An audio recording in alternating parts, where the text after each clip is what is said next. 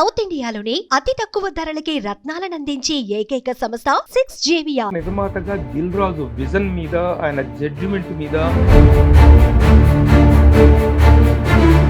ప్రమాద హెచ్చరిక లాంటిది. ఈ సిల్లీ రీజనింగ్ తో అక్కా తమ్ముళ్ళ సెంటిమెంట్ ని ఎలా పండిస్తావు? అసలు ఈ సినిమా అక్కడే ఆగిపోయింది. కోటాను కోట్లు గుమ్మరించి గుమ్మ ముందు చేతులు కట్టుకుని నిలబడే నిర్మాతల్లో దిల్ రాజు ఒకరు.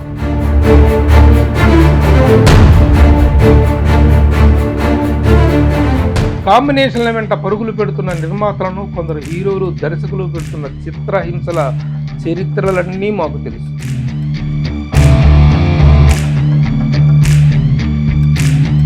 ఈ సినిమాలో ఎంత అసంబద్ధమైన సీక్వెన్స్ చెప్పటానికి మాటలు చాలు. ఒంటి చేత్తో వందలాది మందిని సొరకాయలు బీరకాయలు తురిమినంత ఈజీగా తురిమేసే దిక్కుమాలిన ఫైట్ సీక్వెన్స్లను కన్సీవ్ చేస్తున్న డైరెక్టర్లు,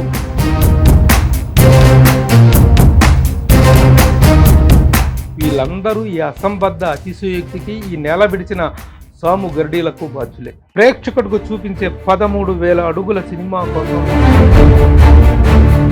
నిర్దాక్షిణ్యంగా తగలేస్తున్నారు. కమర్షియాలిటీ పేరుతో అర్థం పర్థం లేని చెత్త సినిమాలు తీస్తున్న దర్శక నిర్మాతలందరికీ ఇది వర్తిస్తుంది. హలో, నమస్తే and welcome to Suman TV.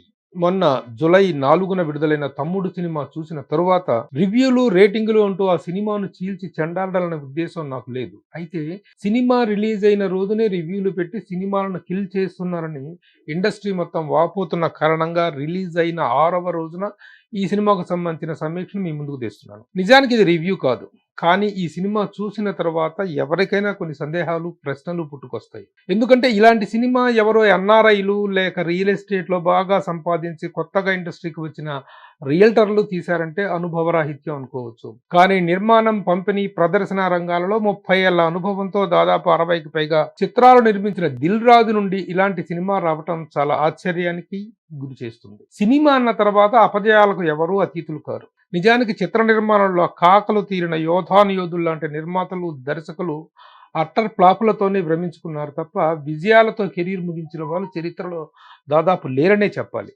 కాబట్టి ఫెయిల్యూర్ ఇవ్వటం తప్పు కాదు, నేరము కాదు.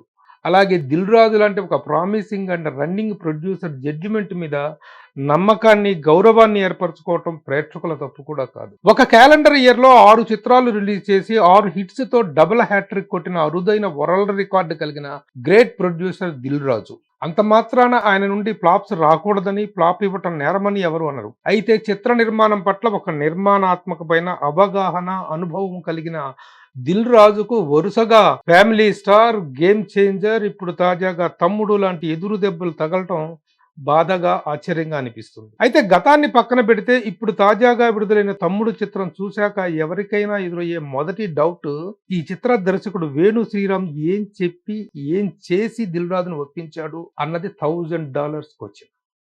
అందుకే అక్కా తమ్ముళ్ళ ఈ రొటీన్ సెంటిమెంటల్ డ్రామాలో నాకు వచ్చిన కొన్ని సందేహాలను మీ ముందుంచుతున్నాను.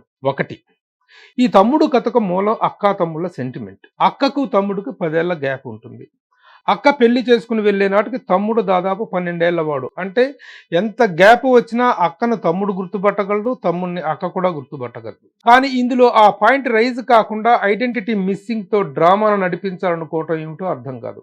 అక్క తన లవర్కు ఇమ్మని ఇచ్చిన లవ్ లెటర్ తమ్ముడు దగ్గర నుండి తండ్రి లాగేసుకుంటే అందులో వాడి తప్పే ఉంది. తనకు ఇష్టం లేని బలవంతపు పెళ్లి చేసిన తండ్రి మీద కోపం ఉండవచ్చు, కానీ కన్న కొడుకులాగా చూసుకున్న తమ్ముడిని వదిలేయటానికి బలమైన కారణం ఏమీ లేదుగా. అయినా గొప్ప సంస్కారి అయిన భర్త దొరికాడు కాబట్టి తమ్ముడిని చేర తీసుకుంటుంది, కానీ శాశ్వతంగా వదిలేసుకోవాల్సిన అవసరం ఏముంది?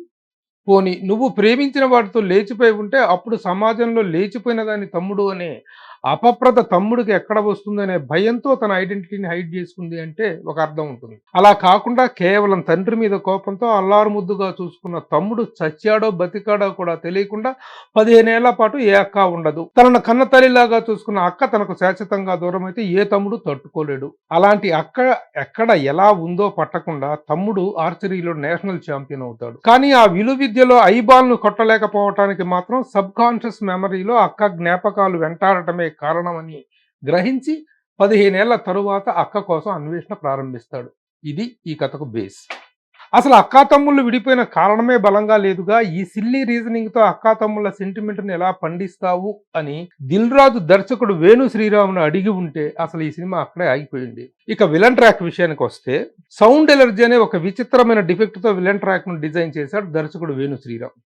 అదెంత అబ్సర్డ్ గా ఉందో చూద్దాం.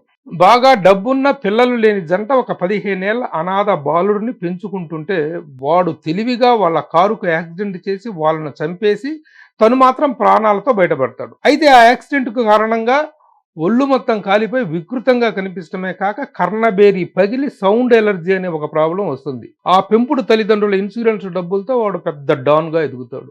20 డెసిబిల్స్ సౌండ్ను కూడా తట్టుకోలేని ఒక అనాథ బాలుడు పెద్ద డాన్గా అవతరించి మంత్రులను, ముఖ్యమంత్రులను, అధికారులను, మీడియాను కూడా శాసించగల స్థాయికి ఎలా ఎదుగుతాడు అన్న చిన్న లాజిక్ దిల్ రాజు అడిగినా ఆ సినిమా అక్కడే ఆగిపోయి ఉండేది. కనీసం ఆ ట్రాక్ అంత అతిశయోక్తిగా తయారై ఉండేది కాదు. ఇక ఇన్సూరెన్స్ డబ్బుల కోసం ఫ్యాక్టరీని పేల్చేసి వందలాది కార్మికులను పట్టణం పెట్టుకుంటాడు విలన్. న్యాయ పోరాటం చేస్తున్న కార్మికుల పక్షాన ఫైనల్ ఎంక్వైరీ చేసి ఫైల్ మీద సంతకం చేయాల్సిన కర్తవ్య ధర్మానికి కట్టుబడ్డ అక్కను చంపడానికి బయలుదేరుతుంది విలన్ గ్యాంగ్. ఎక్కడో ఆంధ్ర ఛత్తీస్గఢ్ సరిహద్దులోని గిరిజల గ్రామంలో కొండదేవత మొక్కు తీర్చుకోవటానికి అక్క తన భర్త తరఫు బంధువర్గం మొత్తాన్ని తీసుకుని వెళ్తుంది. అదే సమయంలో అక్కను వెతుక్కుంటూ తన గర్ల్ ఫ్రెండ్ తో బయలుదేరతాడు హీరో. ఆ అన్వేషణలో భాగంగా అనుకోకుండా అక్క కూతుర్ని రక్షిస్తాడు. అప్పుడు అక్కను తను గుర్తుపట్టాడు కానీ విచిత్రంగా అక్క మాత్రం తమ్ముడిని అస్సలు పోల్చుకోదు. ఇక్కడ నుండి ప్రారంభమయ్యే ఐడెంటిటీ హైడ్ డ్రామా నుండి ఎంత పిండినా సాగదీసినా అక్కా తమ్ముడి సెంటిమెంట్ మాత్రం పండకపోగా ప్రేక్షకుల సహనానికి పరీక్ష పెట్టింది. ఇక ఇక్కడ నుండి ఆ గిరిజన నేపథ్యంలో కోటాను కోట్లు తగలేసి తీసిన ఆ ఫైట్స్ ను, చేజింగ్లను చూస్తే చిరాకు నాశాలనికి అంటుతుంది. 2 రాష్ట్రాల సరిహద్దు ప్రాంతం కాబట్టి ఏ రాష్ట్ర ప్రభుత్వం వాళ్ళని పట్టించుకోదన్నది నక్సలైట్ల సమస్య తీవ్రంగా ఉన్న ఎప్పుడో 40 ఏళ్ల కిందటి మాట. నిజానికి ఇలాంటి సరిహద్దు ప్రాంతాలలో 2 రాష్ట్రాల గిరిజన సంక్షేమ పథకాలు వారికి అందుతుంటాయి.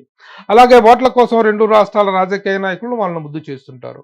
వాళ్ళ అమాయకత్వాన్ని ఆసరాగా తీసుకుని దోపిడీ కూడా చేస్తుంటారు. అది పక్కన పెడితే ఆ కుటుంబాన్ని చంపేస్తే ₹1 కోటి ఇస్తామని విలన్ మనుషులు ప్రకటిస్తే 5 గిరిజన గూడాల నుండి వేలాది గిరిజనులు అర్ధరాత్రి పూట కాగడాలు పట్టుకుని ఆ కుటుంబాన్ని అంతం చేయటం కోసం వెంటాడుతుంటారట.